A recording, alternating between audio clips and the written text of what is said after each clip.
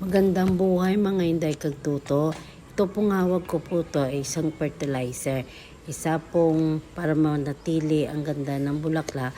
Yung betsin po ay 5 piraso at ang 3,4,14 po ay 10 kutsara po at lagyan na ng tubig ang langganang maliit at haluin lang po ng maigi hanggang matunaw na po siya. At yan po ay nagkukulay na ng cream. Kahit hindi pa po siya natunaw dahil yung tubig na yan may fertilizer na at ilagay na sa bottle.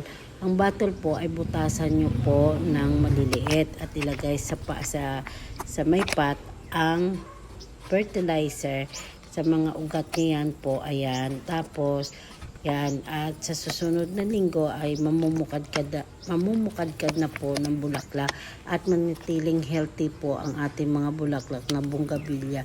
Pag nagustuhan nyo po itong video na to, mag-like, mag-share at mag-comment po. God bless po sa inyo.